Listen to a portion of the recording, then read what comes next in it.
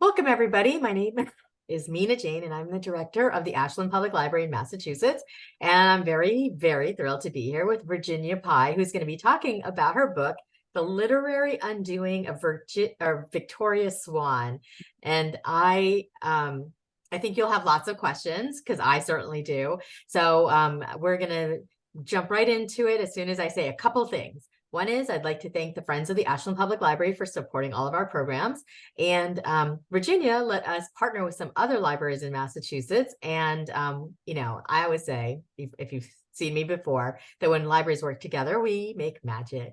And so we did. We created this program for you to enjoy tonight. You can buy signed books from Virginia from Aesop's Fables. I will put the link in the chat.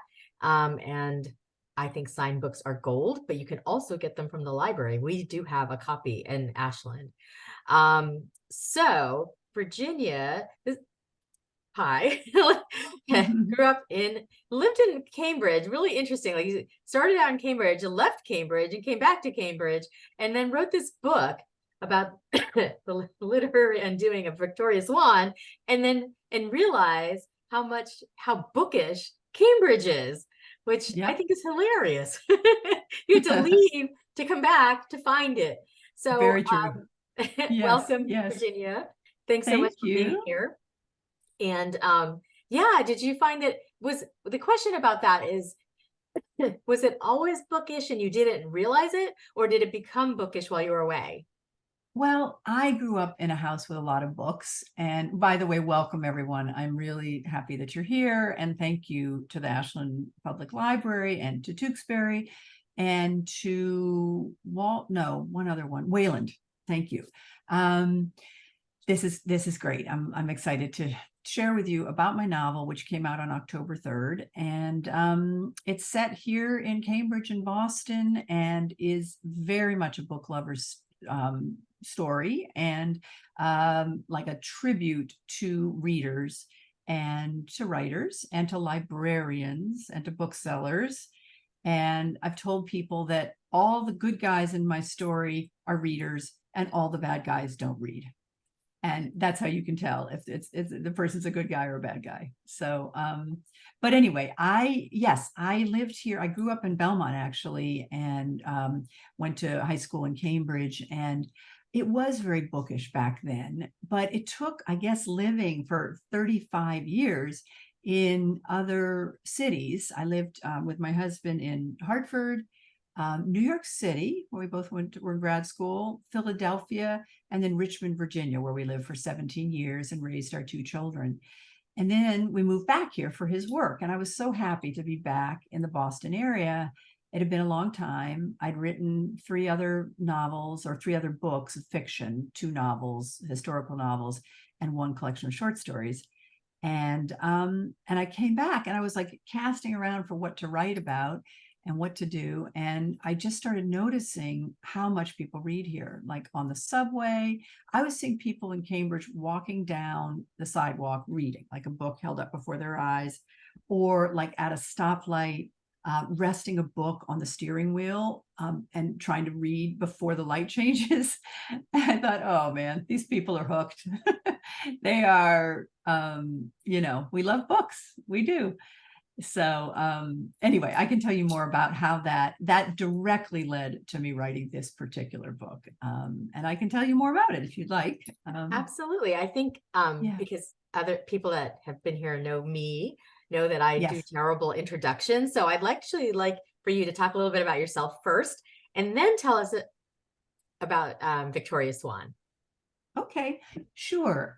Well, as I said, grew up around here, and I knew I wanted to be a writer starting quite young. And I actually ended up writing in high school, and then in college I studied, was very lucky to have good teachers, and then went to graduate school for writing. And at a very young age, 27, had my first literary agent, a very hotshot New York agent who I was so impressed with. I didn't even understand that she was taking me on as a client when she did. And she was convinced that this is a long time ago. Like I said, I was 27, that that my book would be turned into a movie, and Meryl Streep would play the mother and Judd Hirsch would play the father. And you know how old Meryl Streep is now, so this gives you a sense of the young mother, I should have said, the young mother. So anyway, that didn't pan out. That kind of quick meteoric rise to literary fame wasn't going to be my story. And I kept writing novels. I actually stopped for 8 years while I raised, my husband and I raised our 2 children. I was home with them more or less, also teaching writing. And then I finally, 2 literary agents, 2 more literary agents, 5 novels. I finally had my debut novel published when I was 53. So almost twice the age when I first tried. And since then, in the past 10 years, I've published 4 books. So I'm making up for lost time. I'm an empty nester. I am, talk about bookish. That's kind of all I do is read and write these days. And I'm loving being here. And I wrote this book, which is a very fun novel about just how wonderful readers and writers are, and books and libraries and bookstores. It's set in 1899. It's Gilded Age. So it's in a different time and a very different story than my own life, but there are elements of Victoria that are my own for sure. And we will be asking about that. I do want to remind people that you can put your questions in the Q&A. I will ask Virginia since we are in webinar mode. But let's talk about Victoria Swann. We talked about this a little bit before we started. What sparked the idea for you? How did you get it from baby pieces of paper to, a book? Yeah. Well, that takes a lot of time and a lot of years, and being at your desk where I am now, many, many drafts, help from other fellow writers reading it, from my agent, and eventually from my editor. But what led me to think of the story in the first place was what I was just describing about how bookish Boston and Cambridge are.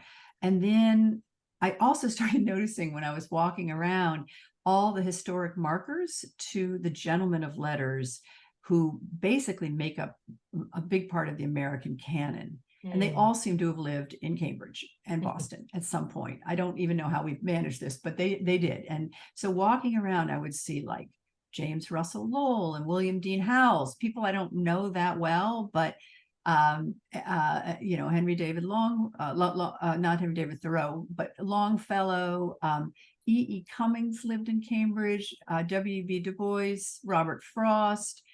The list just went on. And I started to feel kind of the shadow of these gentlemen of letters. And I was casting about for what I'm going to write my next book on. And I started to wonder what it must have been like to be a woman writer in an earlier time, living here with that kind of very high literary heritage that's so male dominated. Like, what would that have been like? And what would have been like if maybe you didn't try as a woman writer to write literary works or sort of philosophical tomes, like you weren't Margaret Fuller, but instead you were writing for the women of your time with these very adventurous romance stories. And so I sort of was like, this woman was going to be sort of my avatar as, kind of up against sort of high literary standards and also kind of the shadow of male writers from the past. And I ended up going to the Schlesinger Library at Radcliffe, now Harvard, and also the Cambridge Public Library, and tracking down stories or just information about a whole slew of women writers from the immediate area. And most of them, almost all of them, I'd never heard of before. They aren't part of the literary canon, but they were all serious writers who've lived here at one time or another. And I came upon a short description of a woman writer named Mary Abigail Dodge, who took on the pen name of Gail Hamilton because she'd grown up in Hamilton, Mass. I later learned that by the end of her life, she'd written 25 books on politics and travel and women's rights and farm life. And she was famous in her day. But the thing that struck me about her when I first read about her was that in 1867, so quite a long time ago, she sued the prominent Boston publisher, her publisher, Ticknor and Fields, for underpaying her as a woman. And this just like went off like a light bulb, just like they talk about, a light bulb went off. And I was so taken with that. And then I learned more. I learned that she represented herself in the court case. I thought, great, my character is going to do that too. And I started imagining a woman writer who was having these same kinds of circumstances, where she was here and in that world of publishing and of writing, and would stand up against it or speak up and try to write more for women readers and women writers of her own day. And that's how Victoria came along. So it's got some high art and low art elements. It's a feminist story, and it's very, very much a book lover story. Yeah. Yeah, definitely. That's how I started to imagine her. Yeah. That's really fascinating because, one of my passions, I guess, is to hear about lost stories or, stories that are untold because, who was telling the stories back then. So that's really fascinating. But I'm curious about her, Victoria Swann. This is not a spoiler, and we're not going to give spoilers, but her original writing in the book, she was like a flighty romance writer. I mean, I'm a huge romance reader, so that's not a denigration of it, but like that was how she started, and that seemed to be okay for her, or at least yes. Well, yes. I mean, actually, she's a highly successful author of romance and adventure novels, who's so I ended up learning about the role of these women writers and women readers in the mid to late 1800s. As it turns out, a couple things were happening. One was many young women were leaving the farms for the first time in American history, and they weren't living with either their parents or their husbands. They were living independently, and they were living in boarding houses, and they were working in shops and factories and offices and as domestics. And these young women suddenly had more time, like maybe during their lunch hour or after work in their boarding house, and they were reading, and they were reading voraciously. They were reading something called dime novels. Now, as it turned out, well, I'll tell you about that in a second, but what I was going to say is, well, I'll explain what a dime novel is. It's a thin pamphlet. These are only about 30, 40 pages long, little thin pamphlets. And they often have the picture on the cover of a young woman in some kind of a flowery hat or some kind of hat that indicates her station in life, and Art Nouveau border. And the content of the stories are, as you were saying, they're kind of what was called then like frivolous writing. They were also called lurid writing because they had romance elements.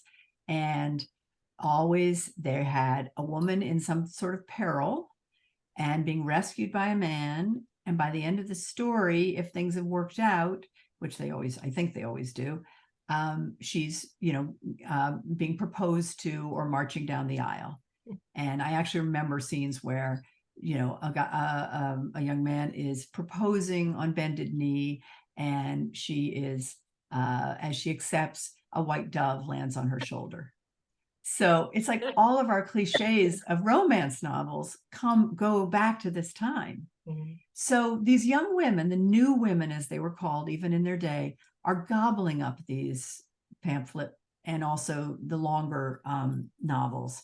And oh, Virginia, I have to ask you. I'm sorry. I have to ask you. I've always heard that in the dime novels that there's a lot of fainting as well. Is that true? Serious fainting. And and that's in my own book, where I have her at one point, somebody faints. I'm not even going to tell you who, but it gets used as a trope. And there's one other scene where somebody else is on bended knee. And I just had so much fun playing with these these like iconic romance tropes and turning them on their head, because Yeah. it's not necessarily the person you expect to be on the bended knee or for the reason you expect. So I had a lot of fun with that. And anyway, the point was they ended up, people like Hawthorne and Melville were selling about 2,000 copies each of their books. These women writers were selling hundreds of thousands of copies. And they helped women readers and writers helped change publishing forever, from being small family-run businesses to actual companies. So, also you had industrialization, so books could be produced faster and trains could distribute books faster, instead of going out by horse and cart, or up canals and rivers with books. So you were able to get to books much faster. You get books out there. So suddenly you could have dime novels going out weekly to these voracious women readers. And, to this day, women read more than men and buy more books than men. Thank you. Thank you, women readers. And so anyway, yes, Victoria is a successful woman writer of dime novels, and also novels for thicker novels that are also romance and adventure novels. And at the very start of the book, she is tired of churning out these books at the demand of her publisher. Her publisher counts on her for as the cash cow for the house, and her husband's relying on her income. And she wants to tell her own true story, which is really more the story of a real woman in that time, not this fantasy of the romance stories. So, and that leads to all sorts of problems where everything falls apart because she's upsetting the arrangement that she's had. And she loses her publisher, her husband, her home, everything falls apart, but it works out. I hope in the end. Well, I don't think I'm not going to tell you how, though. No, that's for reading. I don't think it'll surprise anybody that, women readers or books written for women really do carry the day, but yet get so denigrated all the time by the publishers, by other authors. So that is an interesting parallel for the book and that time as well as today. But absolutely, one of the things you had said was that you at the beginning of the story, and I'm wondering if you wanted to read like a couple minutes of your at the beginning, just so we can get a sense of your voice, or Victoria's voice. Yeah, I'd be happy to. Thank you. I'd love that. So this is The Literary Undoing of Virginia Swann. My copy's been marked up, but anyway, I will read just right from the beginning, just so you can get a sense of the voice. Chapter 1. On an overcast afternoon in April, Virginia Swann stepped from a carriage onto a brick sidewalk in Beacon Hill. Under her boots coursed rivulets of slush and mud, evidence that Boston had survived yet another winter. She gripped the iron handrail and climbed the steps to her publisher's door. Lifting her face into tepid sunlight, she felt the early spring air brush her cheeks. She was a mountaineer, high at the peak and flush with accomplishment. In her carpet bag lay the start of an altogether new sort of novel, unlike any of her previous ones. She lifted the knocker and struck it against the brass plate. Her writing had gotten her into this mess, and it would have to get her back out. The door swung open, and her editor's gangly clerk bowed and moved out of the way. "Welcome, Mrs. Swann, welcome." Victoria prepared for the fanfare that greeted her at Thames, Royal, and Quincy. Her editor would serve her favorite pastries, and as she sipped tea, the young clerks would circle around as if she were that rare snow leopard Mr. Barnum paraded about the country. But who were these young men who liked to toss furtive glances her way? Aspiring editors, they were never the best-looking specimens, their posture weakened from hours bent over manuscripts. But at least a husband of this sort wouldn't go missing for days. These fellows were decent. They were, after all, book lovers. Victoria craned to search for them now, but sensed something amiss. She stood alone in the Spanish-tiled vestibule with the brass hat stand and chinoiserie umbrella holder. Not a soul in sight. She deposited her parasol with a disappointing thunk. Down the hall, she spotted the bustle of a ruby-colored dress and an equally startling mane of flowing red hair. A handsome gentleman with his own abundant silver mane followed. Victoria watched them disappear into an office while her bald-headed editor, Frederick Gaustad, waddled after them, cigar smoke in his wake. A moment later, several stray assistants passed close by, and Victoria caught the eye of the gangly one who had let her in. She asked him what was going on. "It's terribly exciting," he said, coming to take her things. "Miss Pennypacker is paying us a visit." "The dance hall singer?" He bobbed on the balls of his feet. "Yes, she's writing an advice book for young ladies, and we're to publish it." He invited Victoria to take a seat in the front parlor and said that Mr. Gaustad would be with her shortly. She strode onto the Persian carpet, but didn't know which way to turn. She couldn't possibly wait contentedly on the deep leather sofa. Was it true that Thames, Royal, and Quincy planned to put out an advice book by someone other than Mrs. Swann? And why was she being corralled into the waiting room like a traveling salesman or, God forbid, an aspiring author? I'll just stop there. So it's a fun, I hope it has a fun tone to it anyway, but it has serious themes too, nonetheless, of course. Well, I mean, it certainly sets the stage for her to, you don't have to say the words, that she's actually underappreciated in a publishing house. You know, yes, as soon as some bigger fish comes along, she's just shunted aside. Yeah. And she, and they very much want her to just continue doing what she's been doing, but she won't. She's reached the point where she's decided she won't.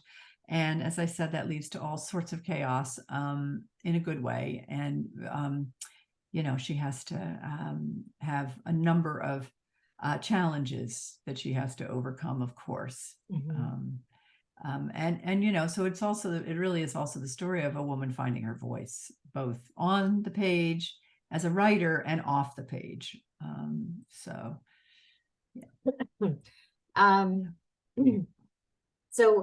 she actually makes the choice to write something different from the romance books. What do you think, when you were writing this, what gave her the chutzpah to do that, knowing that it was a man's world, the publishing world? Well, she's pretty fed up. She's been feeling, as I said, she's been feeling taken advantage of, and she knows that they've been relying on her income, both her husband and her publisher. And I think there's a lot of things that in the story give you the sense of what's led to this. There was a tragedy that happened, her death in the family, and and also it's also a major thing is that she meets a new editor, this young man named Jonathan Cartwright, who is introduced to her there at the publishing house, and he becomes her editor. And she immediately gets the sense from him that, unlike her past editor and unlike many of her lady readers, he is not so taken with what she writes, at least at first. He has higher standards. He's actually just come from being a PhD graduate student at Harvard. And what I found really funny was, it turns out the PhD literature program at Harvard had just started right about this time. And so, Victoria asks him, as I think others might have asked him too, why do you have to study books? Why can't you just read them? So it was sort of a new concept to have a PhD in literature. And, that's sort of where she's coming from. She's really she's not a highbrow writer. She's not a highbrow person. She's grew up on a farm. And yet she wants to tell a true story. And the reason why I really wanted her to be able to tell these true stories has everything to do with when I was doing my research. I was reading these dime novels. It turns out Brandeis has a collection of them, and I could go and hold them in my hands. And after you read these sort of silly, frivolous stories that are kind of ridiculous by our standards, then you turn the page and there's a question and answer part of these pamphlets that are sort of like Dear Abby, where the writers, the readers can write to the writer, to the author, and ask advice. So as I was reading these, I was really, really touched by them. They're often really quite tragic. They're the stories of these young women who have made this huge change in their life, and they're now working in the cities, and they're being very brave by the standards of their time. And in letter after letter, they're describing ways that they've been taken advantage of by their bosses, by their boyfriend, by other circumstances that they've come across. And it's sort of Me Too moments, one after the next, being described. And unlike in our time, where, you know, a reply to something like that might be, well, you should call the police, or you should report him to the next higher up person in the corporation. Instead, these women, time after time, are being given the advice that they need to change their job if they're being accosted at work. You know, it's your fault if the boyfriend is getting handsy or getting out of control. You have to change your behavior somehow. There isn't really this concept that a woman could stand up for herself and fight back, or have the law on her side, or anything like that particularly.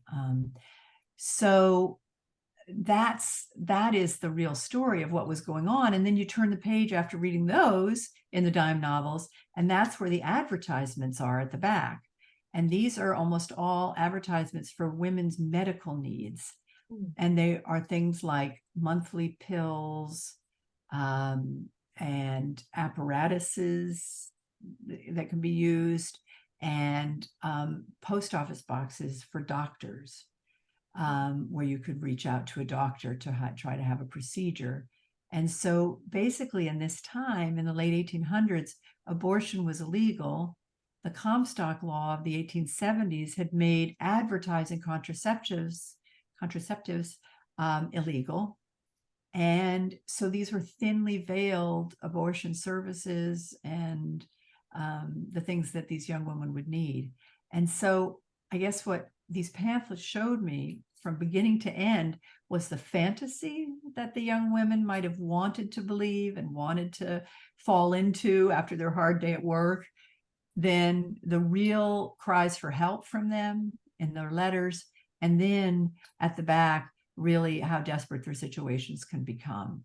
You know, this was really an era of back alley abortions, and, you know, potions being given to women, you know, just things that, and you know, they probably really couldn't go to their mothers and ask for help, because they really were the first generation that was living independently. And so Victoria's true story is closer to the reality of the situation of those letters and those advertisements, and that's what she really wants to tell. So it's really a very personal impulse that she wants to leave behind these fantasies and tell the real story of her women readers. And the male publishers are saying, no, women don't want to read those stories, those terrible stories. They don't want to read about that. They don't want to read about themselves, essentially. They want to just read fantasy.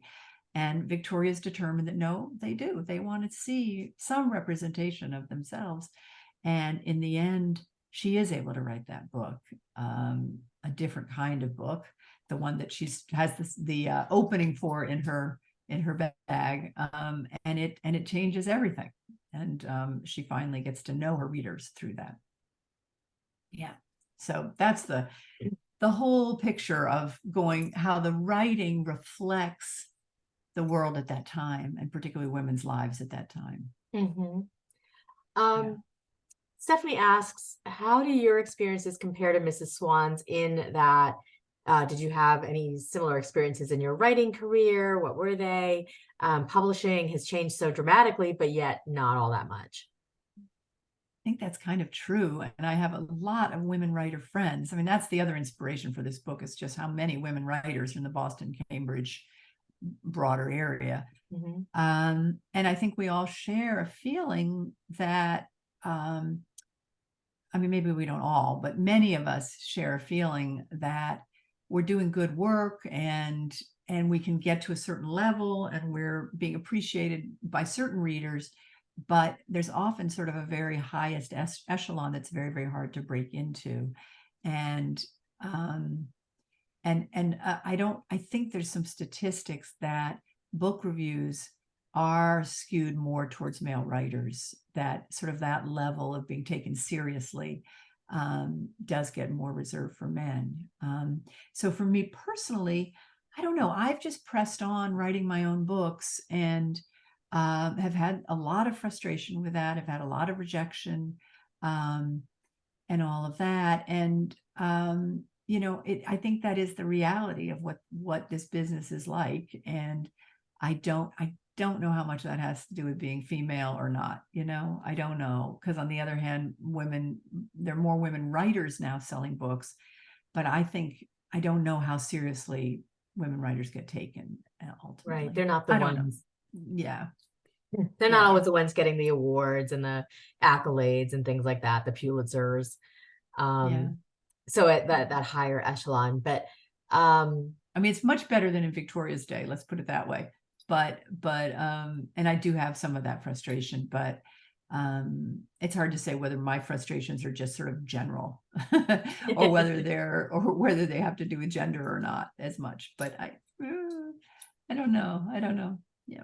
Well, I know that. Well, actually, let me just say one more thing. You know, I think women writers, the thing that we often talk about is that we get asked to make likable characters and tell stories that will make people sort of want to be friends with us or something. Do you know what I mean? There's like a different standard. Like people don't ask. I mean, you can just tell from looking at the back of the hardback books that have the author photos of women and of men. And women, it's just like, it's fine for a guy to sit there and scowl at his readers.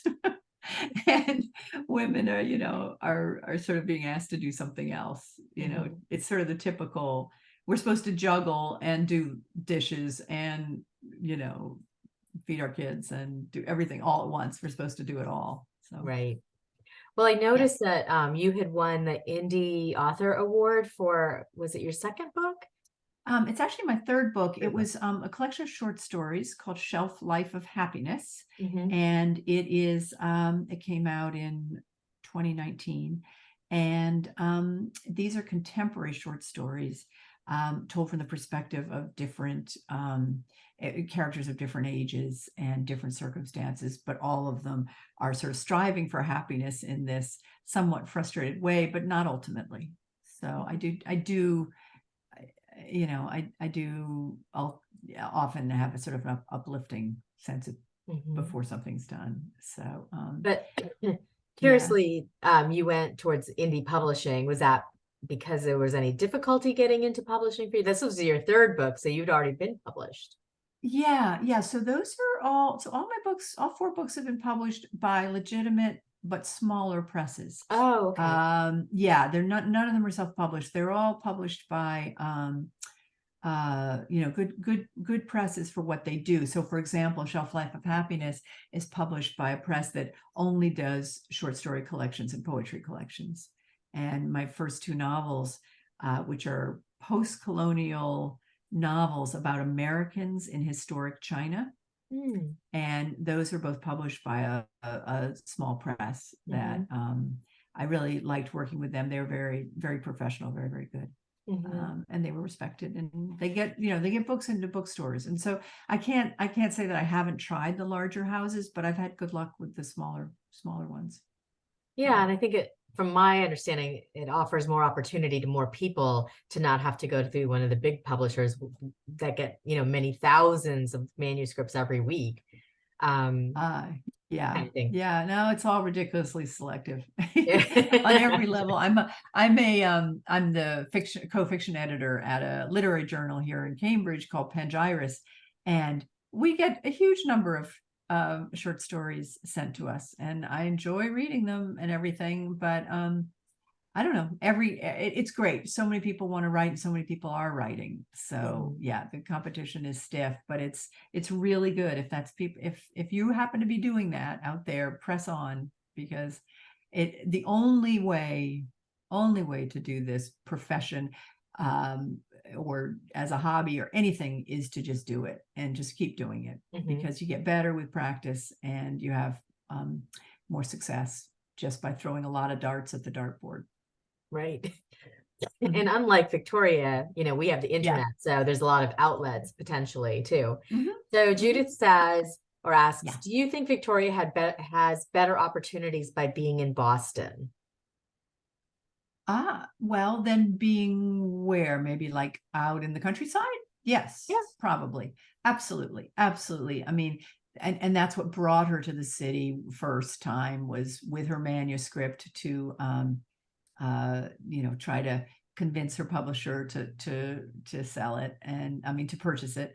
And when she was just a girl of 17 or 18, she started very young. And yeah, so she is one of those new women who's come from the farm into the city looking for more promise and more opportunities and challenges. Yeah. Actually, I'm going to ask a little bit about that. Do you think that she had more opportunity in Boston as opposed to another big city? Because Boston is such a literary city. Oh, I don't know. On the other hand, my impression, and this is from doing some research, is that it was also a pretty snobbish literary city. So as a woman, might not have been. I don't know what New York was like at the time. I think in terms of picking places, I don't know. Boston probably was okay, but not great for a woman. New York might have been a little more open-minded. The woman, Gail Hamilton.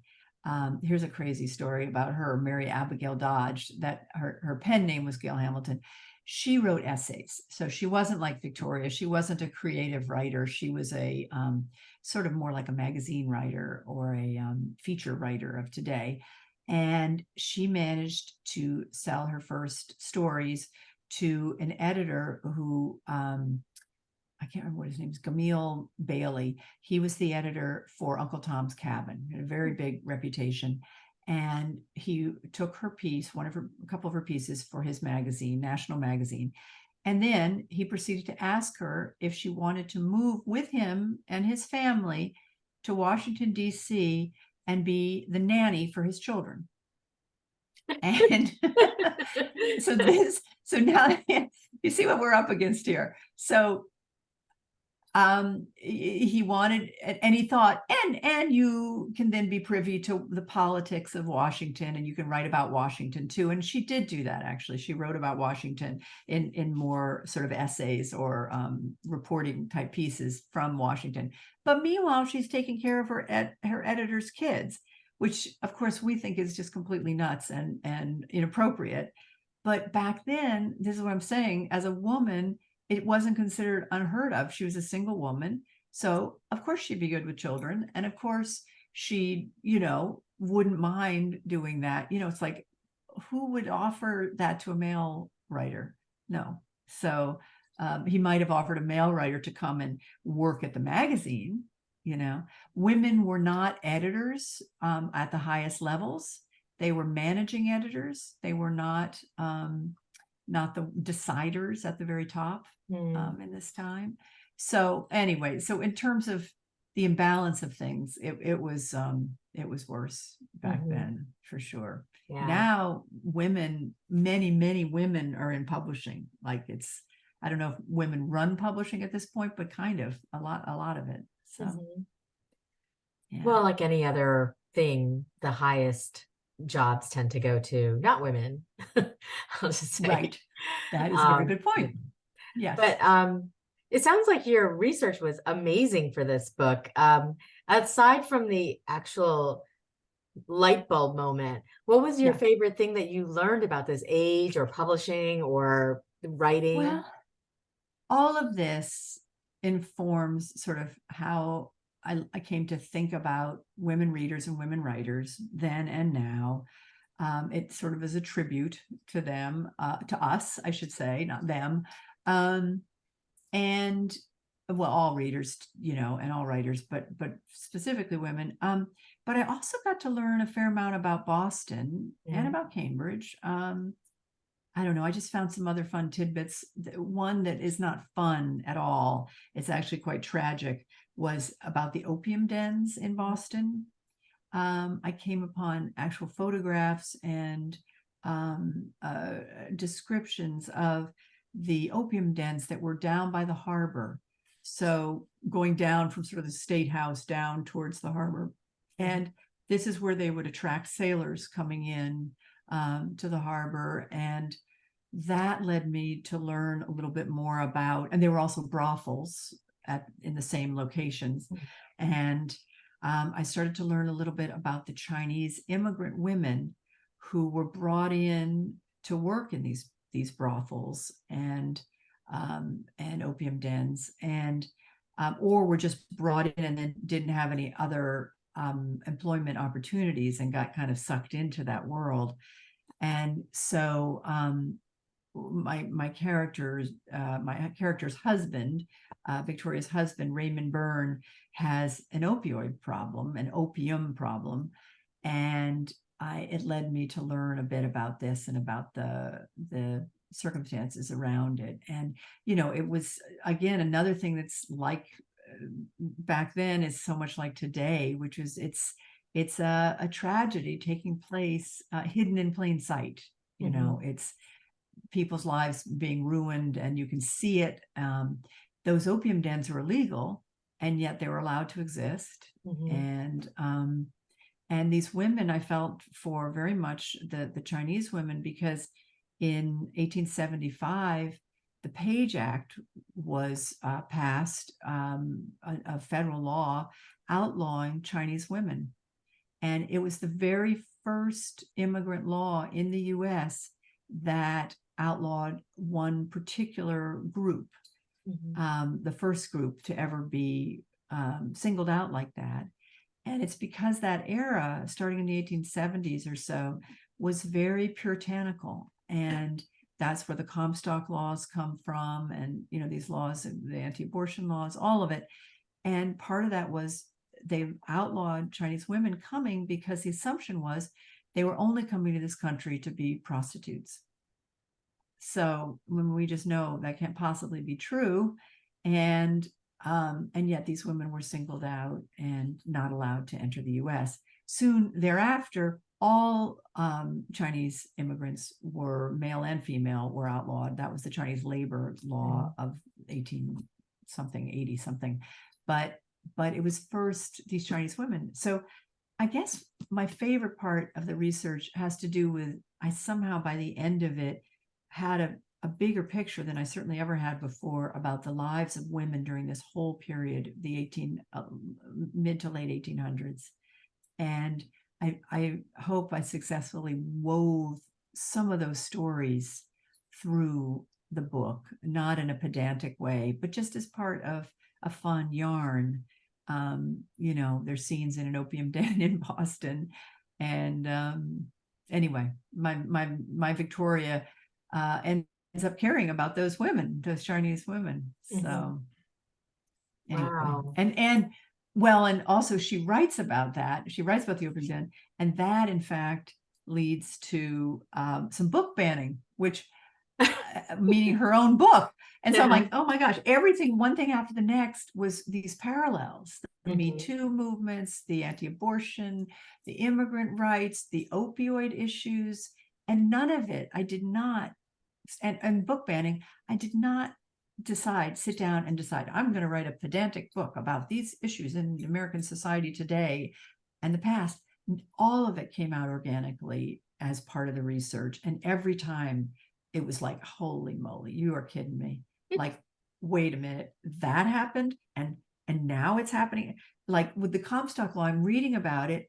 And then sure enough, the Supreme Court does the Dobbs decision. And on the news, I'm hearing about the Comstock laws. And I'm just like going, wait, does anybody understand? This is exactly where we were in the 1880s, 90s, etc. So anyway, I had a wonderful time weaving the past, the realities of the past and how it is echoed today. So Mhm. yeah, So was there any that to me was the funnest. Mhm. And as you were writing it, because reading it, there's just so much going on all the time because of all of these parallels that, it kind of doesn't take you out of the story, but you're like, oh, that's happening now. Oh, that's, something. So was there at any time where you thought, I don't want to add any more to this because it's already, very intense? Yeah, yeah. Well, I mean, I hope that the main thread of the story is her personal story Mhm. and Jonathan's personal story. Jonathan, which we didn't mention, he is her editor, and half the book is told from his point of view. And so it's his story as well. And he has 5 sisters, and he has a funny relationship with them. And there's actually a lot of humor in this book, and lightness. And so that to me was, that to me is the real, um, the overarching quality of the book is that it's a lighthearted book, I hope. Mhm. And it does have these themes that get woven through that I hope are like interesting for the reader. But the point is, you want to know who's going to fall in love with whom, and and is Victoria going to get to publish her book? And you just want to get to know these personal stories. Mhm. Yeah. I like that Victoria is the hero of her own story, though, because um there's just so many directions you could have gone in, and I love that Jonathan is so supportive of her in every way. So Christine says, I'm delighted with this historical research for the book. You're so right about the echoes for today, and would you consider writing another book of historical fiction? Absolutely. Yeah. Yeah. So I have 2 other historical novels. I think I mentioned them. And, I feel like I have, I'm able to sort of, I just love doing the research, as you can tell. I get kind of fired up. And if anything, I might go back into this similar territory, and I might even follow up with some of these characters. There's an Aunt Edwina in Maine who, honestly, a number of people have said, tell Aunt Edwina's story, and I'm sort of getting tempted. So I liked writing a fun story, and a story that kind of was playful, and I hope the next one will be. I actually have finished a next novel that I'm currently seeking a home for, and it is contemporary. It's set in Richmond, Virginia, where I said I lived for 17 years, and in the summer of 2020. And it's the story of the marriage of 2 sisters, the marriages of 2 sisters that implode over the 6 weeks of that summer, against the backdrop of the social protests and the removal of the Confederate monuments. And so it's a personal story, and all that is in the mix as well. Mhm. So, but anyway, the next one, I'm excited to be another historical one. Mhm. So when is the Yeah. one about Richmond coming out? Do you know? I don't know. It's trying to find a home right now. I just finished Oh. it. So Oh. yeah, yeah, Okay. yeah. So anyway, yeah, we'll see. I will keep you posted. Maybe I'll be back. Who knows? That would be great. Um, so any last thoughts about what you would want us to walk away from with this book?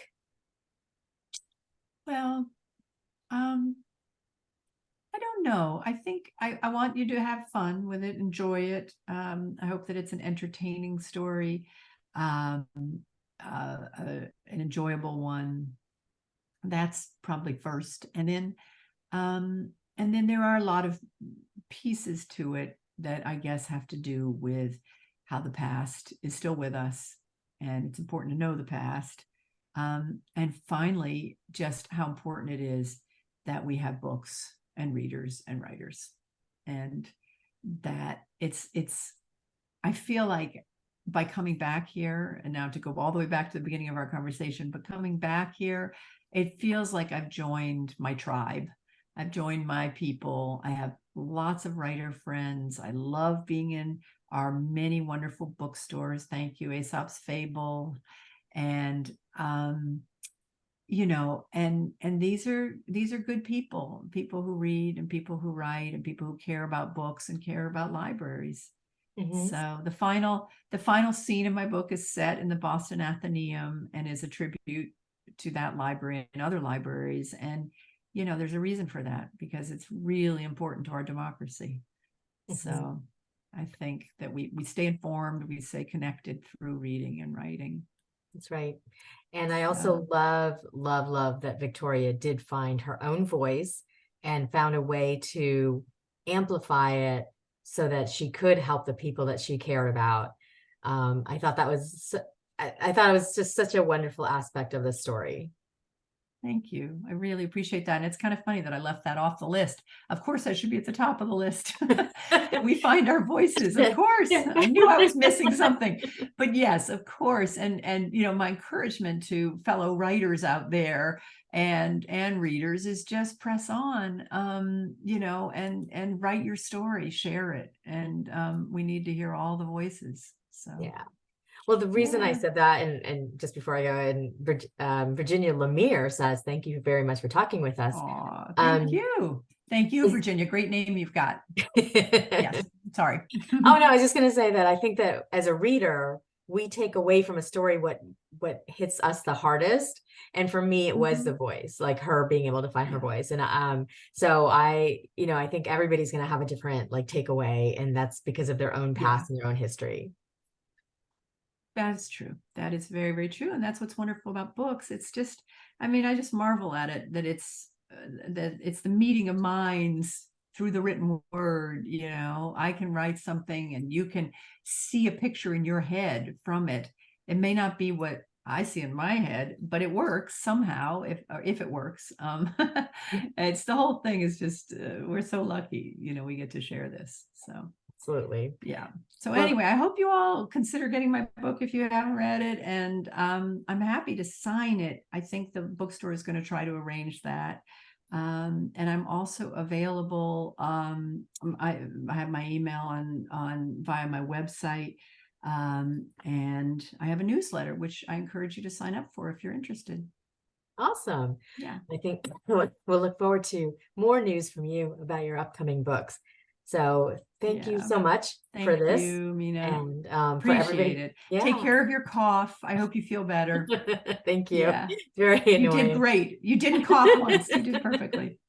I've learned to like do it, you know, quietly, but I appreciate everybody coming and spending their hour with us. And I hope you all have a wonderful Thanksgiving, and you know that Thanksgiving is a great time to read a good book. So Virginia Yes. has a good book.